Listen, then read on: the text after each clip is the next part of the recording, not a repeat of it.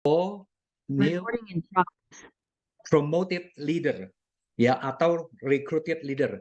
Jadi topik hari ini ada dua orang yang membawakan. Tahap pertama Coach Anderson, tahap yang kedua saya yang akan bawakan.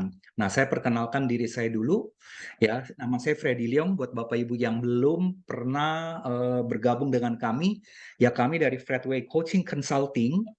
Ya, spesialisasi saya adalah family business coach, strategic business coaching, ya termasuk leadership coaching.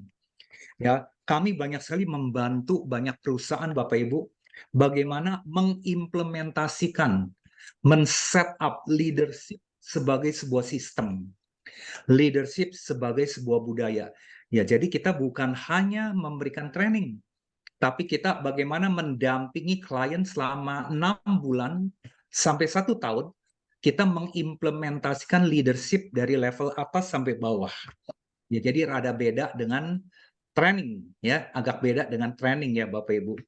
Nah, buat Anda yang baru gabung dan belum ada di social media channel saya minta invite Bapak Ibu ya untuk Anda boleh menjadi follow atau subscriber di YouTube, Facebook, Instagram maupun di TikTok. Ya, ini adalah kita punya social media channel ya, Bapak Ibu boleh gabung sehingga nanti Anda boleh mengikuti ya. Kami punya program-program, terutama program seperti malam ini, itu topiknya apa aja. Karena tiap bulan kita ada 2 topik, ya minimal 2 topik yang beragam. Ya kadang-kadang saya juga membawakan topik-topik parenting Bapak Ibu. Ya, oke. Selanjutnya saya persilakan Coach Anderson memperkenalkan diri. Ya, selamat malam Bapak Ibu ya. Terima kasih udah menyempatkan waktu ya untuk bergabung bersama kami. Ya, saya akan memperkenalkan diri saya. Ya, nama saya Anderson Joshua. Saya lulusan psikologi ya dari Universitas Pelita Harapan. Kemudian saya juga ada sempat ngambil beberapa sertifikasi ya Bapak Ibu. Ya, ada Professional Human Capital Management. Kemudian saya ada juga ngambil sertifikasi di bagian Leadership System Implementation. Terus saya juga ada ambil life coach dari Amerika ya, Bapak Ibu, tentang NLP. Kemudian saya ada juga mengambil professional coach juga yang saya ambil dari Indonesia ya, mungkin 2 tahun yang lalu gitu. Kemudian saya juga adalah member dari Fredway Coaching and Consulting. Kemudian saya juga spesialis dari bagian behavioral dan potential assessment. Ya. Dan saya ada juga millennial dan youth potential coaching. Nah, untuk mungkin spesialisasi saya ini mungkin kalau misalkan Bapak Ibu tertarik, mungkin bisa mungkin hubungi langsung ya ke marketingnya kami gitu untuk tanya lebih lanjut seperti itu. Ya, Oke, ya baik. Jadi materi ini akan dibagi menjadi 2 bagian, ya. Jadi nanti ada bagian separuh per awal, bagian tahap pertama adalah nanti Coach Anderson yang membawakan, nanti bagian kedua adalah bagiannya saya, ya. Oke, silakan Anderson. ya. Oke, Bapak Ibu, sekarang saya ingin minta partisipasi ya Bapak Ibu lagi ya, supaya kita di sini nggak boring ya, supaya nggak terlalu bosan gitu ya. Saya mau tanya ke Bapak Ibu ya. Nanti tuh ketik di kolom chat aja ya. Jadi kira-kira menurut Bapak Ibu, apa masalah yang biasanya dihadapi oleh mereka yang baru menjadi new leaders? Yuk boleh Bapak Ibu ketik di kolom chat ya. Menurut Bapak Ibu, apa masalah yang biasanya dihadapi oleh mereka-mereka yang menjadi atau baru menjadi new leaders?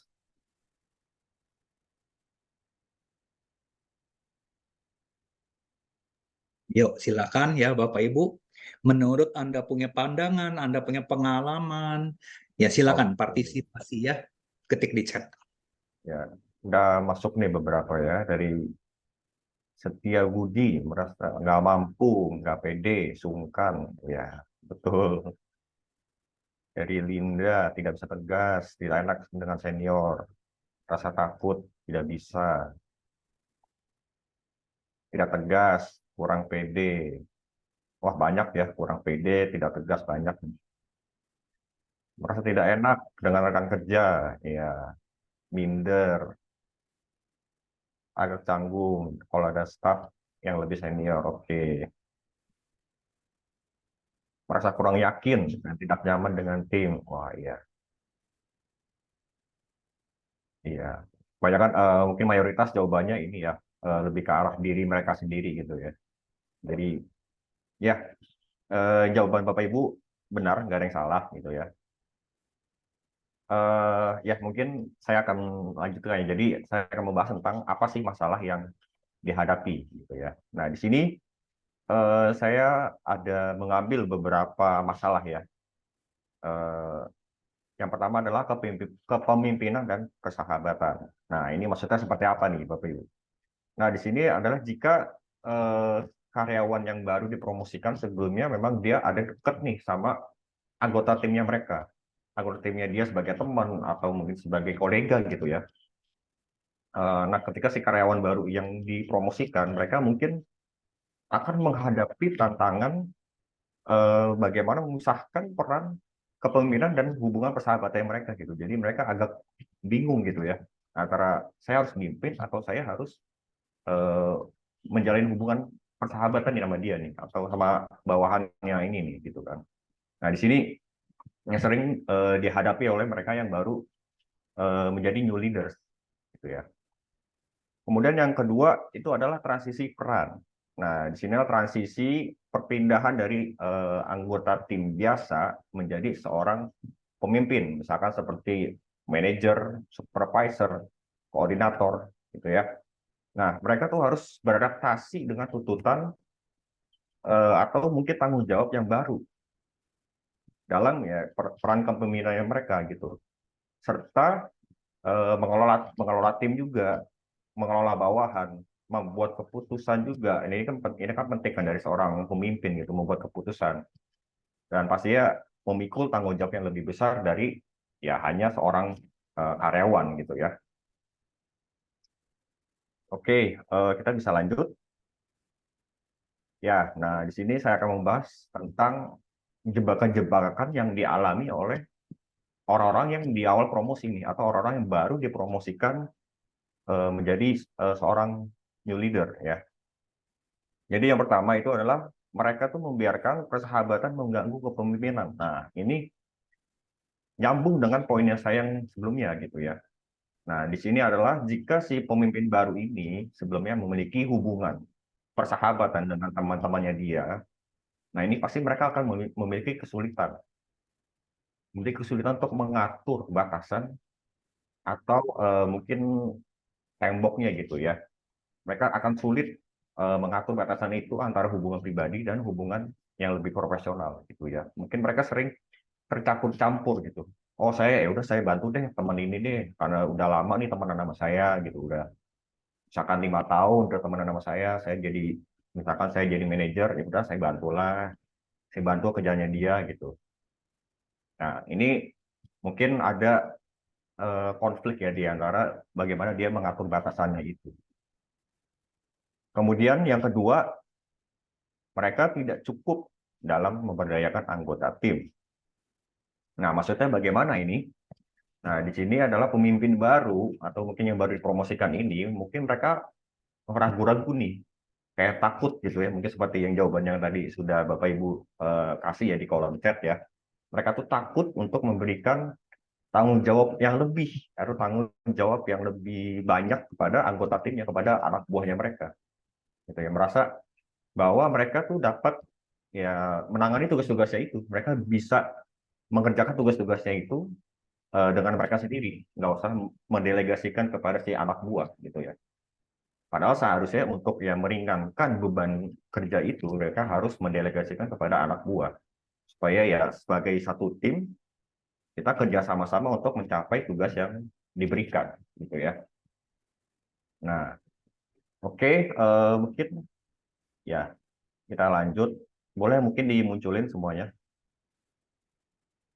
Ya, nah, di sini ada mungkin saya ngambil beberapa ini ya survei ya, ngambil beberapa dari artikel juga tentang jebakan-jebakan yang terjadi gitu, ketika lagi transisi nih dari karyawan ke new leader gitu ya. Nah, yang pertama ini adalah berusaha mencapai terlalu banyak hal dengan terlalu cepat juga. Jadi mereka terlalu terburu-buru gitu ya untuk menyelesaikan sesuatu atau mencapai sesuatu itu mereka terlalu cepat, tidak berpikir dulu seperti itu. Kemudian yang kedua, terlalu sering mengenakan topi bos terlalu dini atau mungkin pada singkatnya adalah bossy ya. Mereka menjadi bossy, mereka jadi menganggap diri mereka, oh saya bos nih, saya memerintah-perintah aja gitu. Jadi saya nggak usah kerja, saya perintah-perintah doang udah jadi anak buahnya yang ngerjain gitu kan. Nah, mereka terlalu sering mengenakan topi bos itu. Kemudian yang ketiga, terlalu mengontrol detail secara berlebihan. Takut kehilangan informasi gitu ya. Kemudian berikutnya ada kurangnya persuasif kepada anak buah atau tim lain atau departemen lain. Nah, mereka juga terlalu mencoba untuk memaksa orang lain untuk mengikuti dia, memaksa orang lain atau anak buah untuk mengikuti kemauannya si orang ini yang baru naik jabatan. Ya. Kemudian berikutnya adalah ingin mengubah hal-hal yang terlalu cepat dan terlalu dini dalam sebuah tim. Ya. Nah, hal ini bisa mengundang reaksi penolakan dari anak buah. Karena anak buah ya nggak bisa di pressure juga ya Bapak Ibu ya. Nggak bisa ditekan juga, oh harus harus cepat ya, harus 1 minggu selesai, 2 minggu selesai. Nggak bisa seperti itu tanpa memikirkan prosesnya secara baik-baik atau secara matang gitu ya. Kemudian yang keenam, ada tidak memahami prioritas dari atasan. Ya, ketika si seorang new leader ini naik menjadi mungkin manager atau supervisor, dia tidak terlalu memahami atau tidak terlalu mengerti tentang tugas yang diberikan oleh atasannya dia. Jadi ya mungkin sembarangan aja gitu ya si supervisor atau manajer baru ini gitu.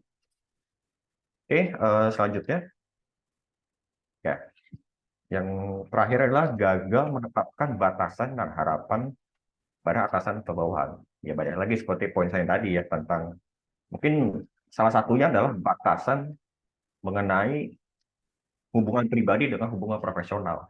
Seperti itu mereka masih sulit menetapkan batasan itu. Oke, lanjut. Next. Ya, oke. Ini ada DISC. Ya mungkin Bapak Ibu sudah sangat sering ya, sudah sangat sering mendengarkan materi tentang dominance DISC ini ya. Nah, mungkin saya akan coba untuk membahas secara singkat ya, Bapak Ibu, karena mengingat waktu ya. Oke, yang pertama ada tipe D, dominance. Nah, mereka ini cenderung memiliki gaya kepemimpinan yang kuat dan proaktif. Nah, mereka ini mungkin lebih berani dalam mereka mengambil keputusan. Ya, ketika mereka menjadi seorang pemimpin ya, mereka lebih berani mengambil keputusan. Mereka juga bisa lebih mudah untuk menetapkan satu tujuan dan pastinya mengarahkan tim kerja mereka. Nah, mungkin bisa diambil contoh seorang manajer yang memiliki gaya kepemimpinan yang dominan, mungkin mereka cenderung berbicaranya itu dengan tegas atau dengan lantang gitu ya. Dan yang pasti mengambil inisiatif dalam menghadapi ya tantangan-tantangan yang ada di depannya dia. Dia lebih berani untuk menghadapi tantangan. Kemudian poin yang kedua adalah tipe yang influence atau tipe yang intim. Nah, tipe intim ini mereka cenderung memiliki gaya kepemimpinan yang ramah. Mereka persuasif, mereka berorientasi pada hubungan sosial. Mereka, nah di sini orang-orang intim ini mereka lebih berfokus pada timnya mereka, membangun tim mereka agar bisa lebih harmonis. Dan yang pasti mereka akan memotivasi anggota timnya mereka melalui komunikasinya mereka dan dorongan-dorongan juga gitu ya. Nah, mungkin sebagai contoh ya seorang supervisor dengan gaya kepemimpinan intim ini ya pasti akan memberikan pengaruh untuk mereka ini lebih fokus ya, untuk karya-karya mereka lebih fokus pada membangun semangat kerja dan pasti hubungan tim yang pasti lebih positif gitu ya. Ini orang-orang tipe-tipe intim tuh yang tipe orang super ya Bapak Ibu yang rame gitu ya, yang seru gitu. Nah, kemudian yang tipe yang S, stabil, cenderung memiliki gaya kepemimpinan yang sabar, konsisten, berorientasi pada stabilitas, gitu ya. Nah, mereka-mereka ini cenderung menghindari konflik ketika mereka menjadi seorang pemimpin. Mereka nggak mau ada satu keributan atau satu pertikaian gitu di dalam lingkungan kantor. Jadi mereka yang mungkin akan mencoba untuk memisahkan dan mereka pasti akan mencari cara-cara untuk bisa berdamai nih antara kedua belah pihak nih, antara si A sama si B. Ayo dong damai. Oh, caranya begini loh, caranya begini gitu kan. Mereka akan pasti mendamaikan pertikaian itu. Ya. Kemudian untuk yang C, untuk bagian C ya, itu cenderung memiliki gaya kepemimpinan yang pasti akurat, cermat, dan berorientasi pada detail. Mungkin seperti namanya ya, Bapak Ibu ya, tipe orang C gitu, orang yang detail gitu ya. Nah, mereka ini lebih cenderung mengikuti prosedur atau mungkin SOP dari perusahaan yang sudah ada gitu ya, dan memastikan pekerjaan-pekerjaan yang dilakukan itu selesai dengan tepat dan tepat waktu juga. Ya, oke. Sebelum kita lanjut, Bapak Ibu ya, saya mau tanya lagi dong ke Bapak Ibu. Nah, ini saya tanya lagi ya, supaya nggak terlalu boring ya. Oke, dari menurut menurut Bapak Ibu atau menurut pandangan Bapak Ibu ya, dalam praktek lapangan, leader-leader yang ada itu, menurut Bapak Ibu tipenya seperti apa sih kebanyakan? Yuk, boleh yuk ditulis ya di kolom chat. Tulis hurufnya aja Bapak Ibu, D, I, S, atau T. Oke, saya tunggu jawabannya.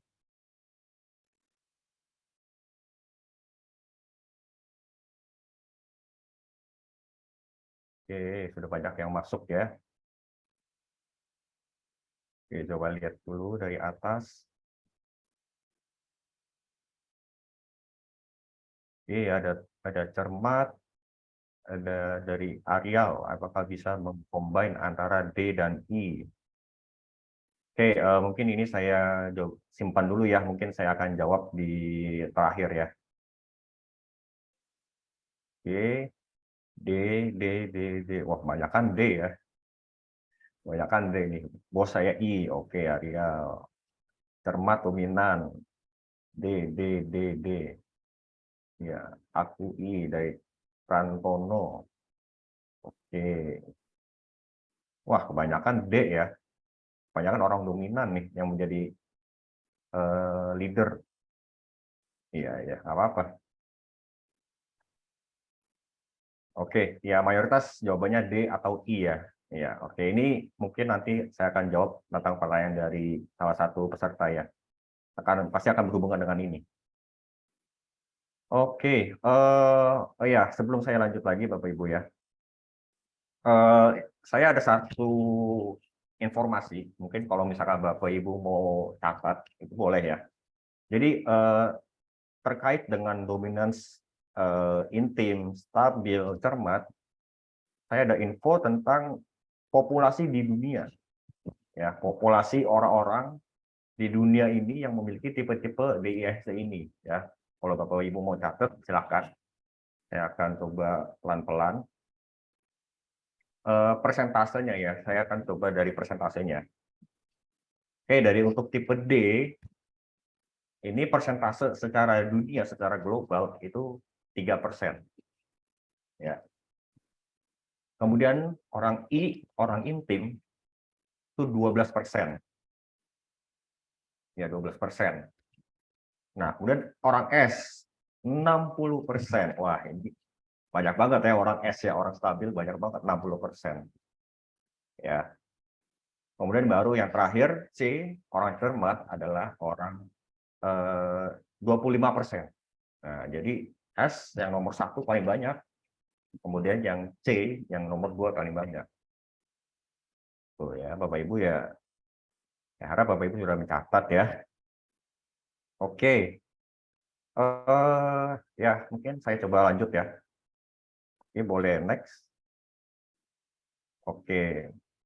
Nah, di sini ada 10 penyebab kalau new leader ini bisa resign ya. Nah, mungkin kalau misalkan saya coba sambungkan ya dari tipe-tipe DISC itu. Nah, pastinya kan apa jadinya kalau gaya kepemimpinannya tadi DISC ini mereka itu nggak cocok dengan lingkungan kerjanya mereka. Nah, kalau misalkan memang tidak cocok, pasti kan ada beberapa hal negatif yang terjadi sama diri orang itu ya, diri si new leader ini. Ya. Nah, mungkin salah satunya adalah ya mungkin mereka akan berpikir untuk mau resign dan coba cari tempat yang lain, coba cari untuk pekerjaan yang lain atau cari lingkungan kerja yang lebih efektif ya, lebih mereka suka gitu ya. Nah, di sini saya ada memaparkan ya beberapa penyebab-penyebab ya, kenapa new leader ini bisa resign. Nah, yang pertama ini adalah kurangnya dukungan dari sumber daya. Nah, new leader ini mungkin merasa mereka tuh tidak mendapatkan dukungan yang cukup dari manajemen senior atau tidak memiliki sumber yang cukup juga untuk menjalankan tugas mereka secara efektif. Berikutnya adalah tidak cocok dengan budaya perusahaan. Ya, tidak cocok dengan budaya perusahaan ini, mereka tidak cocok dengan nilai-nilainya mungkin ya. Mereka tidak cocok dengan nilai-nilai perusahaan yang mereka bekerja di saat itu. Mereka juga merasa sulit untuk beradaptasi dan memutuskan untuk mencari ya lingkungan kerja yang lebih sesuai lagi, balik lagi ya, sesuai apa yang mereka inginkan. Gitu. Kemudian berikutnya adalah tuntutan kerja yang berlebihan atau beban kerja yang berlebihan. Ya, beban kerja yang berat, tuntutan yang tidak realistis, ini dapat menyebabkan senior leader ini merasa dia tuh terlalu tertekan dan memilih untuk ya mengundurkan diri aja udah. Ya udah deh saya mundur aja deh daripada saya merasa saya kelelahan, saya terlalu stres di sini gitu. Pasti mereka akan berpikir seperti itu sebelum mereka akan pada akhirnya mereka resign. Berikutnya adalah perbedaan visi dan tujuan. Nah, new leader di sini mungkin memiliki visi atau tujuan yang berbeda dengan manajemen senior atau mungkin pemegang saham perusahaan ya. Jadi perbedaan ini bisa menyebabkan ketidakcocokan atau ya mungkin singkatnya mereka bisa resign juga karena ketidakcocokan itu. Ya, kemudian berikutnya adalah konflik dengan tim atau anggota staf. Nah, konflik antara pemimpin baru ini dan tim atau anggota staf bisa menyulitkan kolaborasi. Kan pasti satu tim harus berkolaborasi ya Bapak Ibu. Nah, kalau misalkan dari satu tim ini aja mereka banyak berantem, mereka banyak selek gitu ya, mereka banyak ketidakcocokan, ya pastinya akan menciptakan ketegangan atau mungkin atmosfer yang nggak enak ya, atau atmosfer yang canggung seperti itu. Kemudian berikutnya adalah rendahnya dukungan dari anggota tim atau rekan kerja. Nah, jika si new leader ini mereka tuh tidak mendapatkan dukungan dari anggota timnya mereka sendiri atau rekan kerjanya mereka, ya mereka pasti akan merasa terisolasi dong ya Bapak Ibu ya. Terisolasi dan mereka pasti nggak akan nyaman untuk bekerja di lingkungan tersebut. Pasti mereka akan memutuskan untuk resign. Ya. Kemudian berikutnya adalah tidak dapat mencapai target atau hasil yang diharapkan. Nah, jika si new leader ini atau orang yang baru naik jabatan ini tidak bisa mencapai target atau hasil yang diharapkan oleh manajemen, maka mereka mungkin akan merasa, kayaknya saya gagal nih, saya gagal menjadi seorang leader, gagal menjadi seorang pemimpin di perusahaan ini. Gitu. Dan artinya mungkin mereka akan memilih untuk mencari kesempatan lain. Ya mungkin bukan untuk menjadi leader lagi, untuk ya jualan online mungkin ya. Contohnya seperti itu. Yang berikutnya adalah kurangnya peluang pengembangan karir. Nah, jika si new leader ini merasa bahwa tidak ada peluang pengembangan karir untuk hidupnya dia gitu di perusahaan itu, atau ya tidak ada jenjang karir ya. Nah, mungkin pasti mereka akan ya mencari tempat yang bisa memberi mereka itu, bisa memberikan mereka jenjang karir, atau bisa memberikan mereka ya mungkin sekian tahun mereka akan menjadi seorang apa, sekian tahun mereka menjadi seorang apa, seperti itu. Kalau misalnya di perusahaan itu nggak ada itu ya mungkin mereka akan resign juga gitu ya si new leader ini. Oke, yang nomor 9 ya, perubahan kepemilikan atau restrukturisasi perusahaan. Nah, hal ini dapat menyebabkan ketidakstabilan di organisasi dan pastinya akan membuat pemimpin baru ini atau new leader ini memilih untuk ya mencari stabilitas di tempat lain. Ya. Kemudian berikutnya adalah masalah pribadi atau perubahan dalam kehidupannya mereka.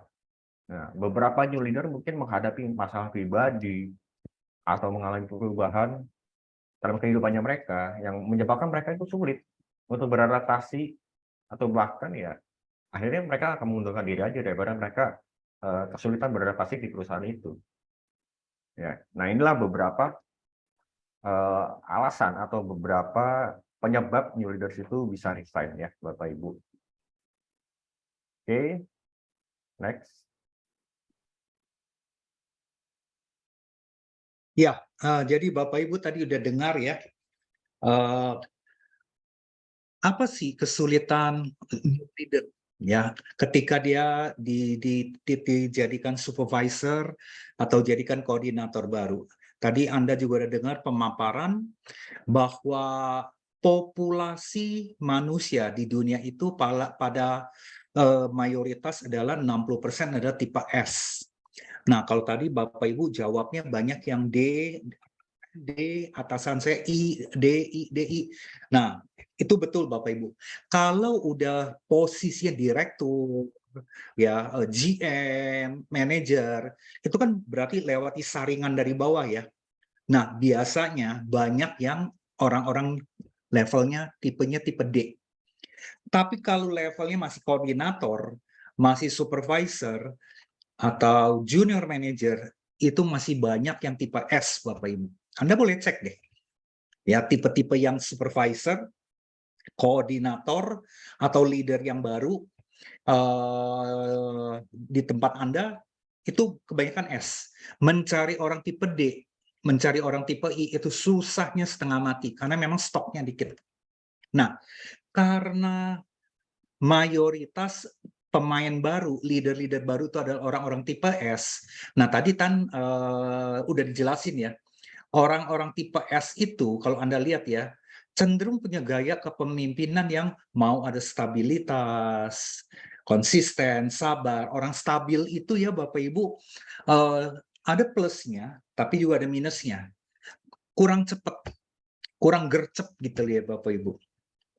Kemudian ragu-ragu kalau ambil keputusan, kurang berani. Nah, itu banyak banget terjadi di new leaders. Nah, kecuali sekali lagi ya, kecuali dia adalah tipe D, dia tipe I. Penyesuaian akan lebih cepat orang D dengan I. Tapi kalau orang S, orang C, untuk dia mau menyesuaikan diri menjadi leader yang efektif, ya, menjadi leader di level dia itu cukup efektif, sangat butuh waktu. Dan ini akan dipercepat keefektivitasnya itu kalau dia dimentor, ya, kalau dia dibimbing, nggak main dilepas begitu aja. Ya, kami punya pengalaman ya Bapak Ibu sekalian, banyak melihat perusahaan itu tidak punya sistem mentoring dan orientasi yang cukup baik untuk para new leader. Ya, nah Bapak Ibu harus sadari loh bahwa merekrut generasi muda, generasi Z ya. Sekarang kan generasi Z udah mulai masuk jadi supervisor ya Bapak Ibu. Itu sulit.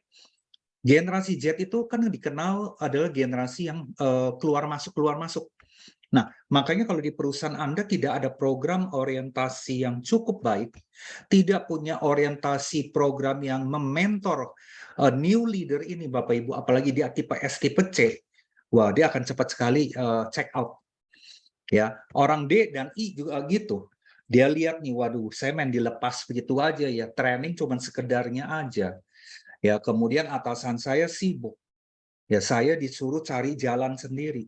Bapak Ibu, maka orang-orang kayak gini, Anda udah rekrutnya mahal, rekrutnya susah, ya cari orang yang bagus itu susah, ternyata ketika dia masuk 3 bulan pertama, dia udah nggak betah. Dia udah mulai berpikir Bapak Ibu, menyusun strategi ya dengan melamar sana melamar sini lagi. Ya. Nah, Anda coba ya pengalaman Anda ya Bapak Ibu, coba Anda ketik lagi di chat ya. Menurut pengalaman Anda ya, leader-leader muda ya yang baru dipromosi atau direkrut, itu paling lama kerja di perusahaan tuh berapa tahun sih? Ini menurut pengamatan Anda nih ya. Nanti kami akan beberkan pengamatan kami. Rata-rata new leader yang masih muda ya di bawah usia 30 tahun itu rata-rata kerja di perusahaan tuh berapa lama sih? Ya, berapa tahun gitu ya. Nah, boleh nggak Anda ketik di chat berdasarkan pengalaman Anda. Ya, berapa tahun, berapa lama rata-rata stay di perusahaan Anda. Ya, oke. Kami tunggu jawabannya. Ya, oke. Rata-rata 3 sampai 4 tahun ya. Oke. Yang lain? Jawabannya apa? Mentok 2 tahun. Ada yang bilang 6 bulan. 1 tahun. Ada yang bilang 3 tahun. 4 tahun, 1 tahun. Ya, di sini 1 tahun lumayan ya mendominasi jawabannya ya. Bapak Ibu, pengalaman saya ya, pengamatan saya adalah ini sesuai dengan jawaban Anda sih, antara 6 bulan sampai 2 tahun. Ya. Anda tahu nggak Bapak Ibu, biaya untuk ngerekrut satu supervisor itu berapa duit? Nah, saya pengen tahu pengetahuan Anda juga. Coba Anda ketik. Berapa sih biaya yang perlu dikorbankan oleh perusahaan untuk ngerekrut supervisor ya? Saya ngomong supervisor ya, nggak manajer ya. Berapa JT Bapak Ibu? Coba Anda boleh ketiknya. Anda mesti pertimbangkan ya waktu mulai misal pasang iklan, kemudian tes ini, tes itu, kemudian jumlah jam yang untuk interview, ya, yang interview juga bukan 1 orang, bahkan sampai direktur dia ikutan interview. Anda mesti ngitung loh, gajinya mereka loh Bapak Ibu, ketika interview karyawan loh. Nah itu total berapa? Di sini udah ada yang menjawab 5 juta ya. Ada yang bilang 10 juta ya. Oke, Bapak Ibu sekalian, ini menurut perhitungan kasar saya ya, saya setuju. Ini kira-kira antara 5 juta sampai kira-kira bisa sampai 15 juta ngerekrut satu supervisor. Ya, tergantung ya seberapa ketat Anda punya saringan dan sebagainya. Ya, 6 juta ya, kurang lebih lah. 5 juta kira-kira sampai 15 juta. Ini kan artinya begini loh.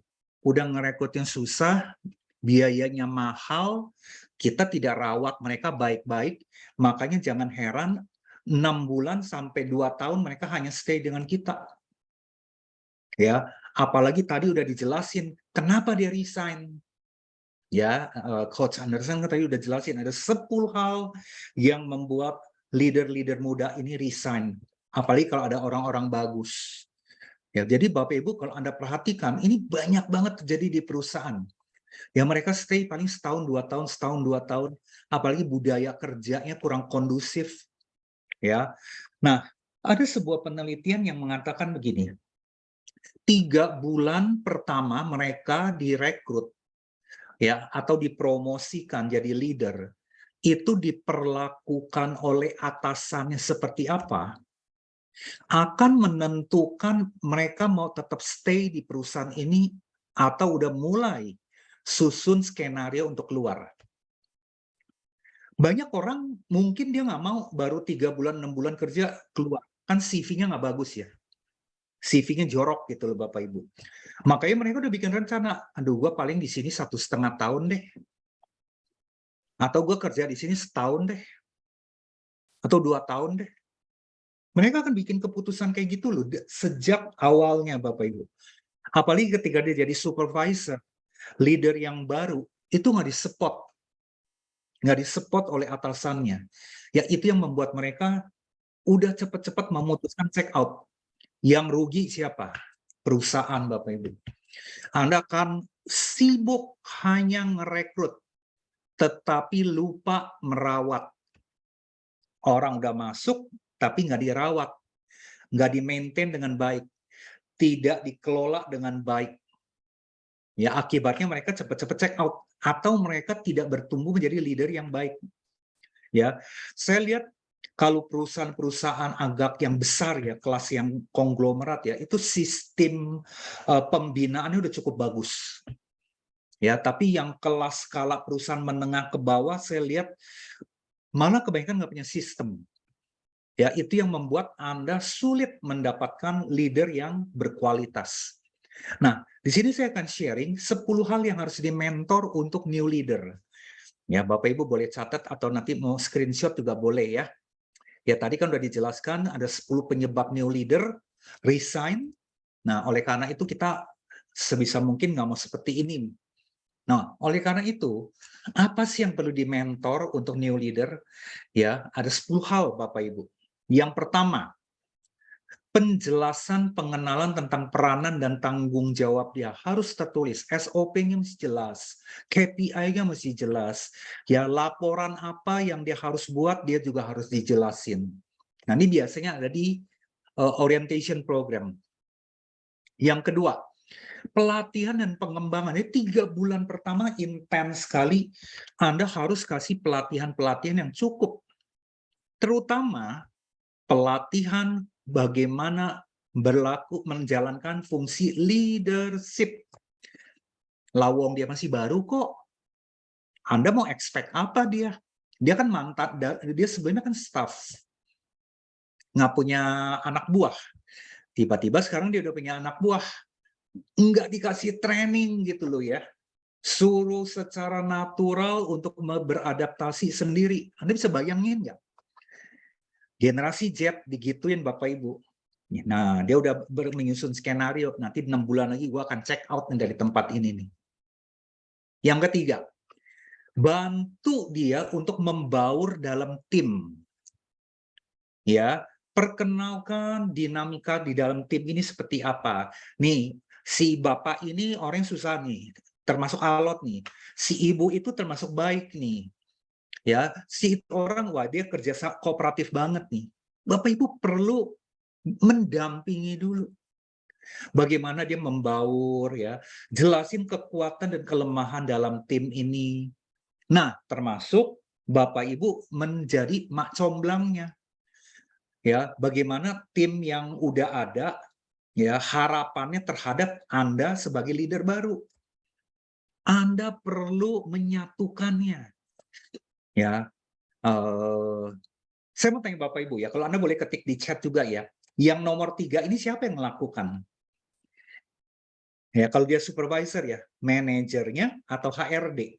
Ya, coba Anda ketik di chat. Yang lakukan nomor 3 ini siapa? HRD atau manajernya? Yang keempat, diskusikan ekspektasi-ekspektasi Anda terhadap supervisor. Kalau Anda manajer ya, Anda berharap kepada supervisor, ekspektasi Anda apa?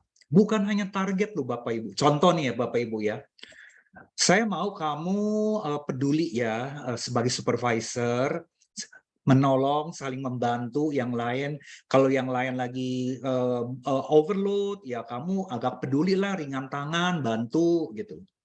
Nah, ini adalah yang sifatnya non KPI, ya, berbagai etika, perilaku yang Anda harapkan dari si supervisor yang baru ini. Anda jelasin ya in detail gitu loh Bapak Ibu. Nah, termasuk misalnya gini, saya mau kamu jadi supervisor, kalau kamu nanti ada kesulitan, ada problem, udah 2 jam nih nggak ketemu jalan keluarnya, saya mau kamu cepat-cepat kontak saya. Jadi Anda jelasin berbagai perilaku-perilaku yang Anda harapkan dari leader yang baru ini. Nah, ini udah banyak yang menjawab ya. Yang nomor 3 ini siapa yang harus lakukan? Oke, saya lihat jawabannya ya. Jawabannya manajer. Oke, betul Bapak Ibu. Nomor 1 urutan yang pertama adalah manajer. Atasan langsungnya. Dia yang harus ngebimbing. Menurut saya ya, Bapak Ibu ya, yang nomor 3 ini ngebimbingnya kurang lebih 3 bulan pertama deh, ketika dia udah mulai masuk atau dia baru dipromosikan. 3 bulan pertama jangan dilepas. Nah, di sini yang menjawab manajer disupport oleh HRD, boleh. Manajer disupport oleh HRD. Ya, ada yang menjawab HRD atau konsultan HR. Ya, kalau Bapak Ibu hire konsultan, itu juga bagus sih. Ya, tetapi penanggung jawab utamanya tetap manajernya, atasan langsungnya. 3 bulan pertama jangan dilepas, Bapak Ibu. Kalau Anda mau leader yang baru ini bertumbuh dengan baik. Ya, dalam praktek kan banyak kan manajer nggak peduli. Dia berharap, ya kan lu udah dipromosi jadi leader, ya lu udah bisa dong. Dia lupa, dia jadi manajer juga berapa belas tahun baru bisa menguasai leadership. Ini kan baru bocah yang baru diangkat jadi leader loh Bapak Ibu, jangan lupa. Yang kelima, komunikasi, mentoring, dukungan berkelanjutan, nggak boleh berhenti. Sekali lagi, 3 bulan, dilanjutin 3 bulan yang kedua, boleh dikurangin, tetapi jangan dilepas dulu. Kalau dia leadernya tipe S dan tipe C, rada makan waktu. PD-nya, percaya dirinya, segala macam itu rada makan waktu. Kalau dia tipe D dan tipe I, itu bisa rada cepat. Ya, tadi udah dijelaskan oleh Coach Anderson ya. Lalu, apalagi yang perlu dimentor? Berikan dia umpan balik secara teratur. Di 3 bulan pertama, sering-sering ngobrol dengan dia. Ini kamu udah bagus, ini masih kurang, ini udah bagus, ini masih kurang. Ya, sesering mungkin, terutama di 3 bulan pertama. Supaya apa Bapak Ibu? Bulan keempat, dia udah banyak ngalamin perubahan. Itu tujuannya. Yang ketujuh, dorong new leader untuk terus belajar, proaktif, meningkatkan keterampilan mereka sendiri. Ya, selain ada bimbingan, ya kita dorong dong. Dia juga, ayo, berinisiatif, nanya kalau nggak ngerti. Nah, Bapak Ibu perlu ciptakan suasana seperti itu. Lalu, pertimbangkan pelatihan tambahan jika diperlukan. Jadi ketika Anda melihat ya udah 3 bulan, 4 bulan, 6 bulan, ini kelihatannya ini anak nih perlu dilatih tentang aspek A nih misalnya. Ya Anda coba selidiki gitu, amati. Apalagi ya ini anak ya perlu dilatih ya, supaya dia cepat. Ya, syukur-syukur ya Bapak Ibu Anda punya program seperti Supervisory Development Program. Ya, kami ada beberapa klien yang diminta untuk memberikan supervisory development program. Nah, itu biasanya waktunya 6 bulan, Bapak Ibu. Kita ketemu sebulan 2 kali. Nah, itu kan pakai konsultan ya. Nah, itu ketolong banget kalau Anda punya program seperti itu. Yang ke-9, dorong dia memahami budaya kerja di perusahaan ini. Ya, penting banget 3 bulan pertama perkenalkan di budaya kebiasaan-kebiasaan, ya nilai-nilai yang ada di perusahaan Anda. Banyak ngobrol. Jadi dengan leader yang baru ini Bapak Ibu mungkin makan siang juga ya sesering mungkin kalau memang memungkinkan barengan gitu ya. Sore sebelum pulang ngobrol lagi ya gimana lu 1 hari ini? Ya lu ada kesulitan nggak? Gimana lu punya perasaan? Udah pede belum nih? Yang ngadapin anak gue gimana? Jadi Bapak Ibu ketika Anda investasi waktu Anda mementor ya di 3 bulan pertama terutama ini akan membantu dia mempercepat dia memahami budaya-budaya kerja di perusahaan. Ya, dan yang terakhir, Andanya juga harus jadi contoh karena Anda jadi manajernya. Gimana cara mimpin yang benar? Ya, jadi Bapak Ibu bukan hanya mementor tapi berikan contoh juga. Ya, nah ini adalah 10 hal yang Anda perlu mentor kepada Anda punya tim ya. Oke, Bapak Ibu, kalau Anda punya pertanyaan Anda boleh mulai ketik ya pertanyaan-pertanyaan ya. Nah, saya akan menjawab pertanyaan-pertanyaan Anda. Satu pertanyaan tadi ya, Pak, gimana kalau karyawannya itu adalah yang lebih tua? Ya, tadi ada pertanyaan kayak gitu ya. Kalau dia lebih tua gimana karyawannya gitu loh ya. Bagaimana cara menghadapi karyawan yang lebih tua ya Bapak Ibu sekalian ya. Nah, biasanya gini, orang-orang leader yang baru ketika memimpin karyawan yang lebih tua usianya, biasanya nggak pede, lebih takut salah gitu loh ya, takut orang ini nanti nyusahin dia. Ya akhirnya cenderung proses pembiaran, itu banyak banget terjadi di new leader, ya. Nah, Bapak Ibu, di sini ada pertanyaan dari Pak Esra ya. Nah, sebelum saya jawab pertanyaan Pak Esra, ada satu hal yang penting banget begini loh. Misalnya contohnya gini, sebelumnya katakanlah si Ali, si Budi, si Chandra misalnya. Ya, si A, si B, si C, Ali, Budi, Chandra ada di dalam sebuah tim. Lalu Anda promosikan si Ali yang tadinya staff menjadi supervisornya Budi dan Chandra. Saya mau bilang sama Bapak Ibu, 99% ketika ini dilakukan, buat si Ali akan setengah mati untuk memimpin Budi dan Chandra. Ya tadi udah dijelaskan oleh Coach Anderson ya, karena mereka awalnya adalah pertemanan, sama-sama satu level, lalu Anda promosiin dia akan setengah mati. Kalau memang memungkinkan ya Bapak Ibu, ini tergantung perusahaan. Kalau memang memungkinkan, misalnya Anda mau jadiin si Ali jadi supervisor karena orangnya bagus. Kalau bisa jangan di tim yang anak buahnya tuh adalah teman kerjanya dulu. Anda bisa jadikan dia supervisor di grup yang lain. Ngerti maksud saya? Lalu untuk di grupnya yang ini, Budi dan Chandra, Anda boleh rotasi supervisor yang lain. Sekali lagi, ini kalau memang memungkinkan. Kalau nggak memungkinkan, rada repot. Mau nggak mau Bapak Ibu, kalau itu tetap terjadi, Anda harus menjadi penghubung Ali dengan Budi dan Chandra untuk beberapa bulan sampai Budi dan Chandra bisa menerima si Ali itu sebagai atasannya dia. Ini perlu pendampingan dan biasanya bisa lama, bisa 4 bulan, bisa 5 bulan, tergantung Budi dan Chandra ini sakit hati nggak. Loh kenapa si Ali yang dijadiin atasan gue?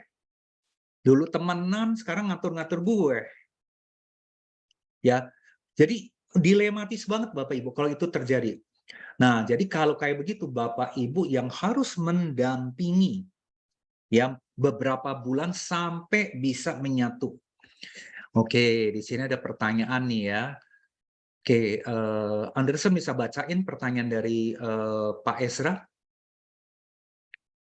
Dari Pak Ezra. Oke, bagaimana jika manajer baru tidak ada pelatihan dari atasan sebelumnya, alias ditinggal begitu saja? Ya ini namanya apes. Nasib ya Bapak Ibu. Mau nggak mau kalau ini pertanyaannya adalah Anda jadi manajer baru, Anda tidak ada pelatihan dari atasan, Anda yang mesti belajar. Anda mungkin mesti keluarin duit ikutan training. Ya berkorban dikit lah, Anda ikutan public training gitu ya, belajar leadership kalau perusahaan tidak memberikan pelatihan. Alias ditinggal begitu aja. Saya mau bilang sama Anda, banyak loh Bapak Ibu perusahaan yang kayak begitu. Akibatnya apa? Ada orang-orang baru yang potensi yang Anda jadiin supervisor baru, manajer baru, dia nggak akan lama di tempat Anda. Yang rugi perusahaan. Ya, jadi kalau saya sarannya, Anda mau nggak mau mesti belajar sendiri. Kalau perlu keluarin duit, Anda ikutan training, Anda belajar. Oke, silakan Anderson pertanyaan yang Pak Carlos ya. Ya, dari Pak Carlos. Leader tidak memiliki nilai-nilai yang sama dengan perusahaan, namun memiliki keahlian khusus yang dibutuhkan perusahaan. Apa yang perlu dilakukan? Ini repot. Makanya kenapa penting banget training-training corporate value, corporate culture. Ya, saya mau kasih tahu Bapak Ibu ya, bila orang ada yang nggak cocok leader nilai-nilainya dengan perusahaan, ini orang kan gampang sekali resign. Ya, apalagi dia punya keahlian khusus, gampang sekali resign. Aduh, gua nggak cocok ya nilai-nilai di sini, gila nih cara kerja di tempat ini. Teamwork-nya nggak bagus ya, koordinasinya nggak bagus. Koordinasi nggak bagus, didiemin lagi. Ya, gua nggak bisa tuh kerja kayak begitu tuh ya. politik-politikan, ngomong-ngomong di belakang. Jadi rugi loh perusahaan itu sebetulnya ya. Ini pertanyaan Pak Carlos bagus ya. Ya, kalau tidak memiliki nilai yang sama. Kalau Anda yang ngalamin ini, sorry to say, Anda yang ngalamin ini, ya Anda coba bertahan lah. Ya, at least Anda cari pengalamannya lah. Ya, Anda cari pengalaman yang berkualitas sampai waktunya ya. Mungkin rasanya Anda kalau udah sangat nggak tahan ya, Anda boleh pikirkan opsi yang lain. Baik, kita ada pertanyaan selanjutnya. Coba next. Silakan, Anderson. Dari Denny Abu.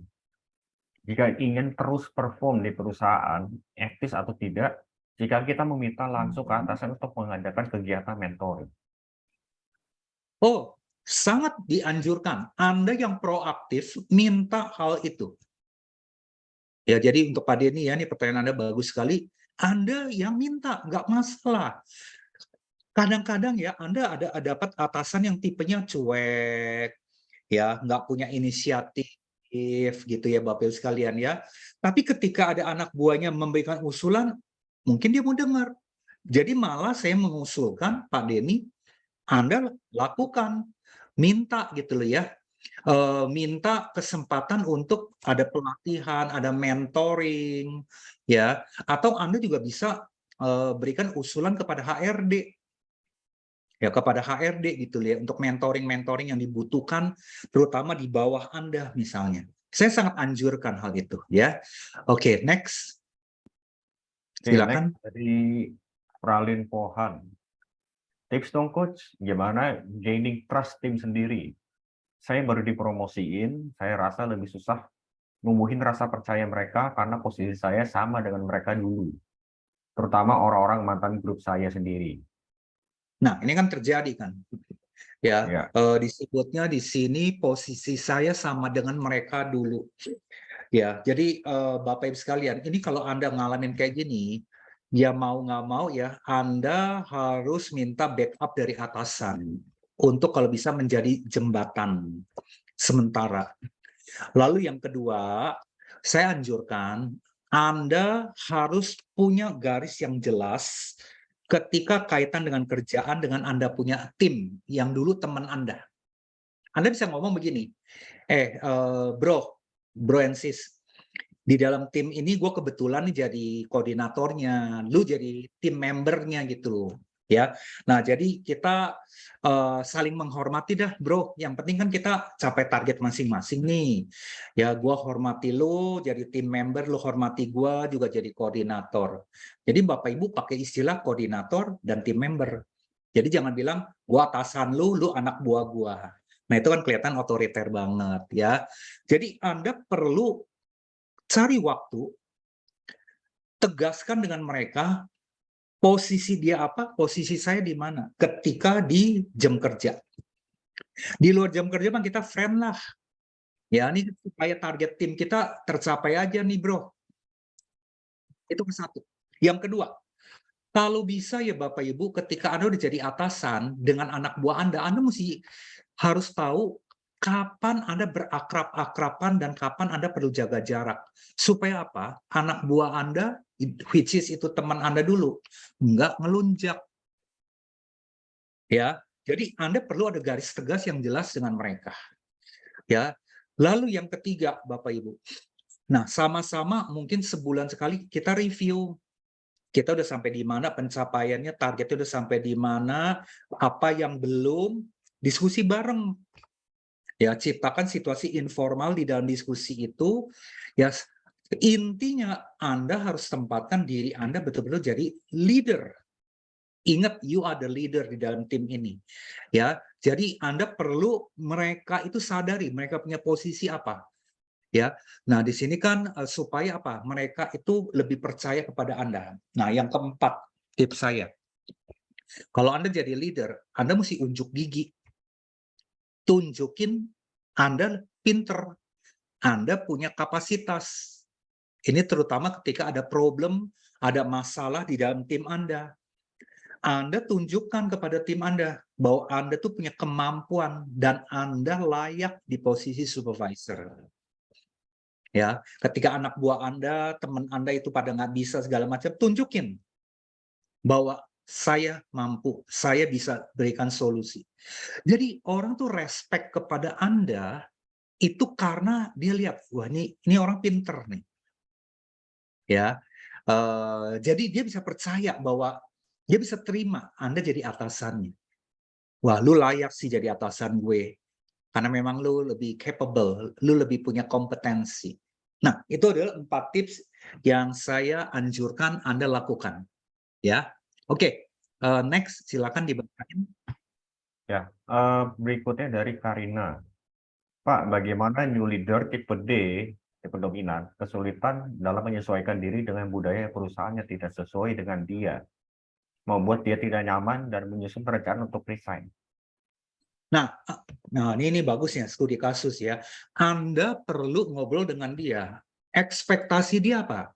Biasanya orang tipe D itu kan result oriented, dia pengen targetnya jelas, SOP-nya jelas, ya, aturan mainnya jelas. Nah, Anda boleh ngobrol sama dia. Ngadepin orang tipe D lebih gampang dalam arti dia kan ngomong kok kesulitan-kesulitan dia apa, ya, harapan-harapan dia apa, Anda catat. Kalau memang itu Anda bisa penuhi, Anda penuhi. Ya, Anda misalnya gini, ya aku sih merasa di sini SOP nggak jelas ya. Ya berarti Anda mesti beresin SOP-nya supaya jelas. Atau dia bilang gini, aduh aku rasa aku setengah mati nih kerja dengan departemen yang lain. Kok di sini kayak gitu ya? Saling sikut-sikutan ya. Nah, kalau dia ngomong kayak gitu, kan Anda mesti bantu dia dengan departemen lain supaya bisa mensupport dia punya tugas. Anda nggak bisa diam-diam. Ya, karena bagusnya orang tipe D ini ya, Bapak Ibu sekalian, dia kan kerja cepat, berkualitas misalnya itu ya. Nah, Anda perlu ngejembatani dia. Ya, apa yang membuat dia tidak nyaman, spesifik Anda gali dan Anda coba penuhi. Ya, semoga menjawab ya Bu Karina ya. Oke, selanjutnya silakan. Oke, selanjutnya dari Pak Adi. Bagaimana cara mengatasi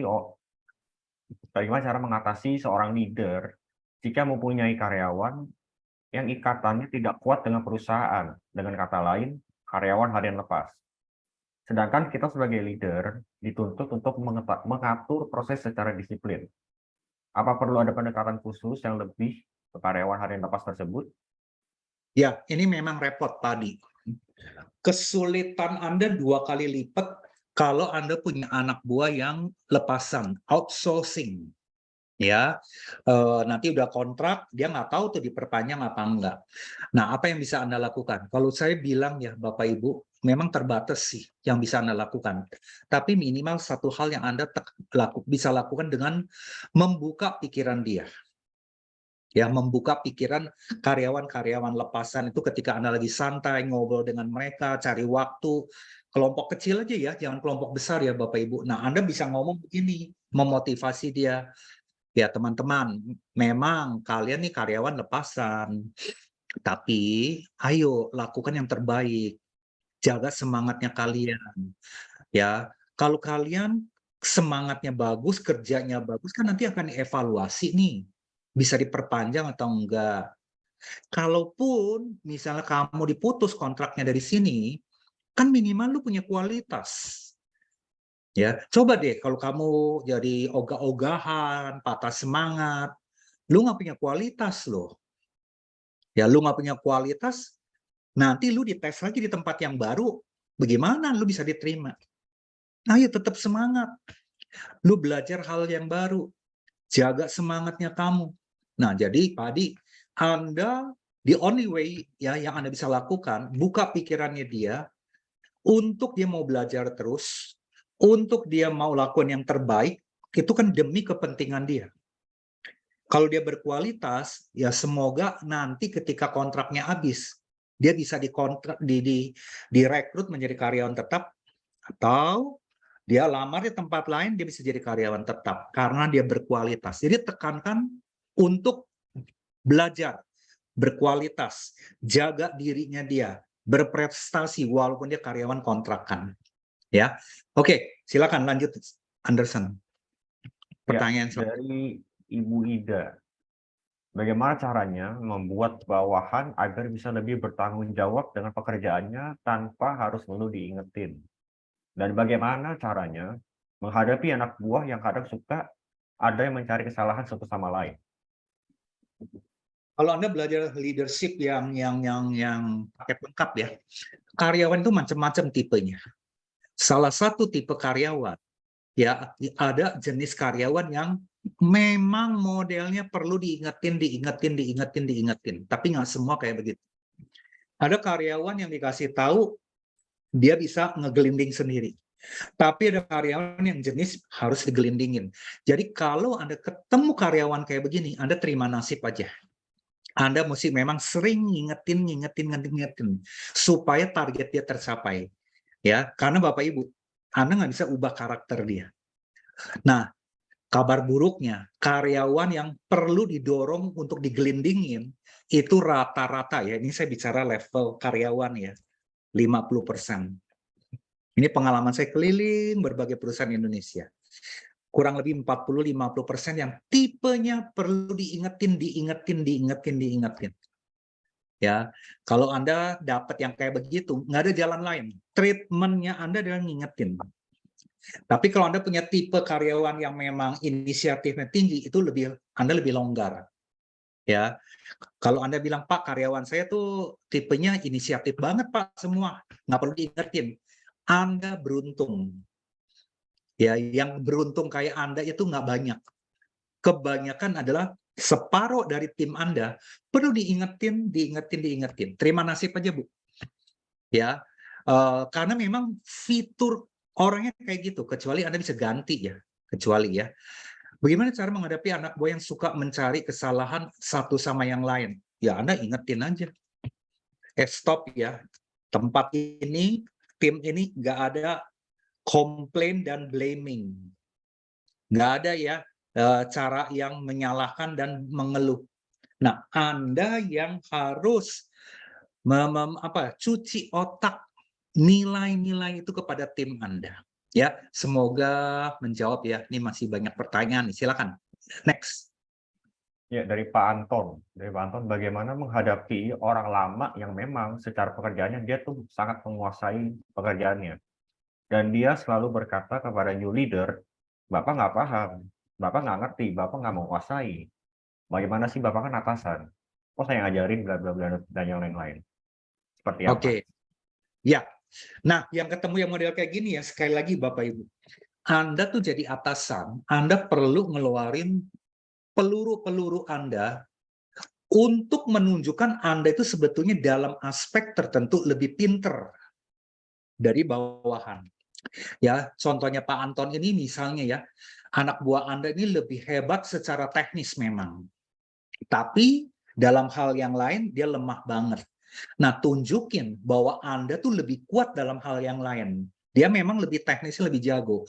Jadi Pak Anton bisa ngomong sama dia, ya bro, kamu masalah teknis tentang A, B, memang kamu lebih hebat dari saya. Ya, tapi kamu dalam hal D, E, F, kamu kan nggak menguasai. Ya kita kerjasama lah. Memang kamu teknisnya jago, kuat, ya itu yang kami butuhkan di dalam tim. Tapi hal-hal yang lain, aku lebih kuat. Ya kita sebagai tim lah. Paham ya Bapak Ibu ya? Jadi Anda mesti unjuk gigi. Itu yang ke-1, tipsnya saya. Tips saya yang kedua, Anda juga perlu belajar secara teknis, kepinteran dia. Nggak usah nanya, amatin aja saudara. Anda belajarnya dengan cara ngamatin gitu loh ya. Jadi kalau ngobrol sama dia, nggak kelihatan bego-bego banget gitu loh. Atau Anda nanya atasan Anda yang menguasai aspek teknis itu. Atau tanya yang lain. Keluarin dong jurus-jurusnya, kepinterannya dia yang Anda belajar dari yang lain. Ya, jadi Pak Anton, itu trik yang perlu Anda lakukan sih. Ya, jadi sekali lagi, level bawah akan respect level atas, ya atasannya dia. Kalau dia lihat atasan saya memang lebih pinter. Ya, tapi memang kan kita nggak bisa pinter dalam segala bidang ya, dalam segala hal. Oke, next. Pertanyaan yang lain.